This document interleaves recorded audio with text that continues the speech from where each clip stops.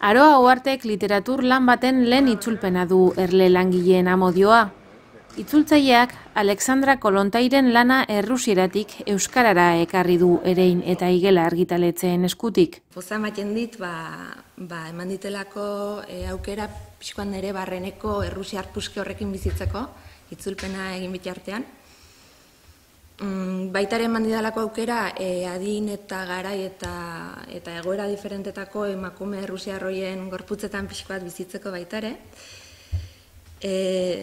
Literaturak ematen du hori, ez? Ate zabal bat da, mundu zoragarritan murgiltzeko, eta orduan itzulpena da, mundu horietan benetan sentitzeko modu bat. Bizitza zirraragarria da, Alexandra Kolontairen bizitza, berak indako lana ere bai. Horregatik atera zaititza aurrea hain luzea.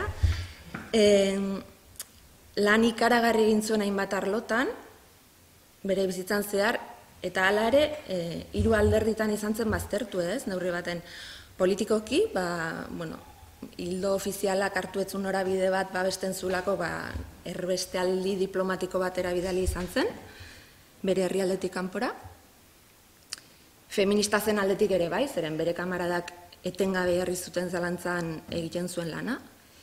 Eta baita ere literaturaren moan, ez ziren nahintzat hartu bere literatur lanak, naiz eta asko zabaldu ziren 20. hamarkada horretan.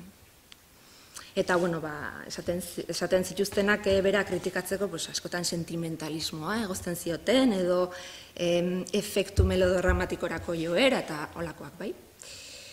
Eta horretaz aparte, gainera, berak bere lanak kritikatzeko askotan erabiltzen ziren eraso pertsonalak, moralak, sexualitateari lotutakoak, bere bizitza pribatuarekin lotutakoak, eta horrela, bai bere lan politikoa, zein bere lan literarioa kritikatzeko. Hainbeste borroka eta lorpenan ondoren, Errusian alderdi diplomatikoa bakarrik gogoratu zen urte luzez, eta orain pixkaka ari dira, bere lana, bere figura errekuperatzen eta baita ere bere lan literarioak neurri batean. Esan beharra dut, liburu honetan biltzen diren 3 narrazioez gain, beste bildumatxo bat ere publikatu zuela, beste 3 narrazioarekin, eta baita ere utzi zuela narrazio labur txiki utopiko bat argitaratu gabea. Marxismoaren barreneko ikuspegi feminista landu zuen emakumea bezala, teorialari bezala izan dela ezagunagoa. Normalean, baldintza ekonomiko eta sozialekin lotutako alderdi buruz esan eta idatzi zituenak ekartzen dira gogora, eta, propaganda pixko bat egitea aldera, nik uste literatur lanak irakurtza ere ongi dagoela, ez, bertan lantzen dilako beste alderdi batzuk eta ez garrantzia gutxiagokoak, ez, amodio harremanak, familia egiturak, amatasuna, emakumearen autonomia, eta kontatzen du Kolontaik iraultzaren B aldea bezala, ez? Kontatzen ditu, bizitza intimoan gertatzen diren iraultza txiki horiek, iraultza handi horren garaian. Nik pentsatzen dut, 19. mendeko gerra batzuk ulertzeko, Tolstoiren nobeletara jotzen dugun bezala, jo dezakegula Kolontairen narrazioetara 20. mendeko iraultza ulertzeko, neurri batean. Alde horretatik, iruditzen zait jarraitzen diola 19. mendeko errusiar literaturak zuen tradizio realista horri gehiago, 20. mendeko simbolismoarekin, gero futurismoarekin eta hasitako aldaketa horiei jarraitu baino, ez?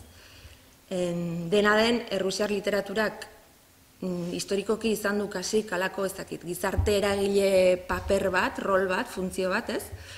Eta hori ere ikusten da Kolontairen lanetan, beretzako literatura da tresna bat, kasu honetan emakume, langile eta nekazari alfabetatzen hasi berriengana ailegatzeko. Liburu honetako narrazioen estiloa oso nahiko estilo simplea da, ez dauka hizkera hanpaturik eta horrela. Narrazio hauetan markatzen da asko aditz denboren etengabeko saltoekin, ez?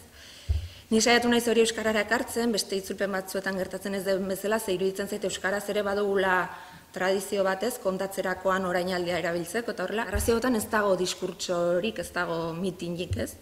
Pertsonaien eta ekintzen bitartez transmititzen dira ideiak, eta batez ere planteatzen dira galderak, ez? Pertsonaiak konplexuak dira, ez dira pertsonaia itxiak, ez dira karikatura itxiak.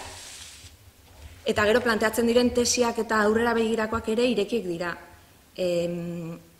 Hiru narrazioetan badago bukaeran halako zalantzaz beteriko begira bat etorriko denari, etorkizunari, ez? Zalantzaz beterikoa, baina aldi beren baikortasun fuerte batekin zipristindua, zeren nik behintzat imaginatzen dut garai horretan mundua biti gora aldatu nahi izan zutenek, eta tartean Kolontaik baikortasunerako nahita ezko joera izan bertzutela, ez? Nik irakurtzen ditu narrazioak testuinguru bati oso lotuak, garai bati eta denbora horri oso lotuak, askotan atzera begira egiten dute, 19. mende erdiraino ere joaten da kontakizuna, lehendabiziko ipuinan, batez ere. Gero orainaldiko gertaerak abiada bizian kontatzen dira, oso arin, eta gero beti hori, ez, etorriko den horren esperoan. Kolontai hartzen duen foko hori lotuta dagoela gure kezka eta ezin batzuekin, zeren azken finean, liburuan erabat aldarrikatzen dena da, pertsonala politikoa dela.